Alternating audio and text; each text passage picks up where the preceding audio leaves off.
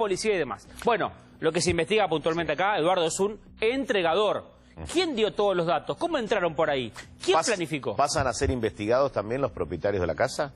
La verdad es que acá no tenés que descartar nada. No podés descartar nada. Hoy es víctima, ¿eh? Bien. Pero ¿Cuántos delincuentes perpetraron el robo? 7 delincuentes.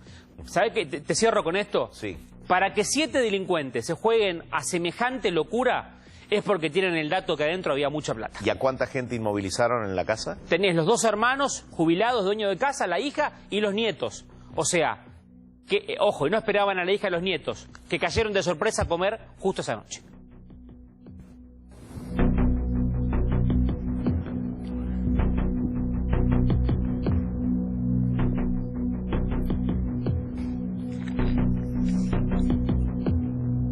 El gobierno habló del presupuesto presentado para este año 2021, que fue aprobado en el Congreso de la Nación en el mes de diciembre, y una inflación del 29,2% para el presente año.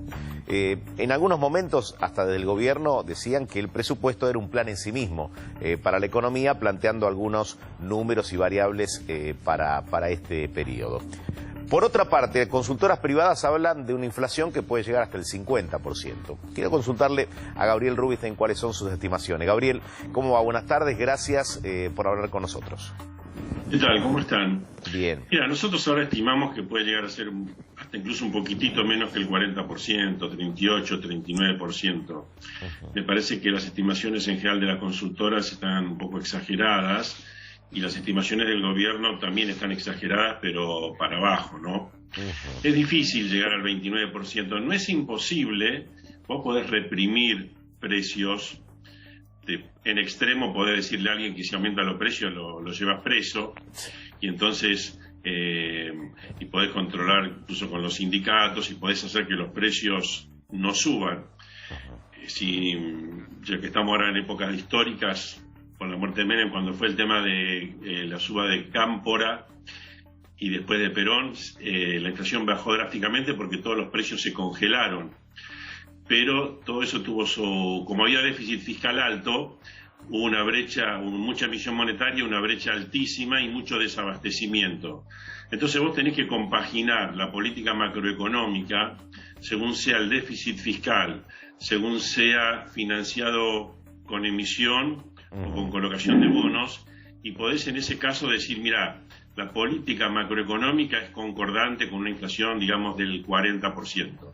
Si yo la quiero bajar más, sin bajar el déficit, y bueno, podés tener problemas, porque vas a tratar de presionar y de reprimir, pero vas a tener problemas de brechas cambiarias en aumento y problemas de desabastecimiento. Entonces hay que tener un equilibrio entre lo que es la política macroeconómica y lo que se llama coordinación de expectativas entre salarios, tarifas, dólar, precios, para que la inflación esté acorde, lo más acorde posible, con las condiciones macroeconómicas. Y las condiciones macroeconómicas aproximadamente te hablan de una emisión base del 60%, que vos podés después emitir menos porque colocás más LELIQ.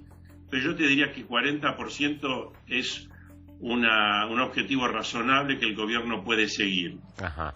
Ahora, Gabriel, tus cálculos quedan, por ejemplo, para el primer trimestre del año. Ya tenemos de base 4% para enero, febrero, no sé cuánto es la estimación que tendrás en tu poder a esta altura, y marzo. ¿Qué te da el primer trimestre del año? Y bueno, hay una inercia negativa, justamente por enero y un parte por febrero.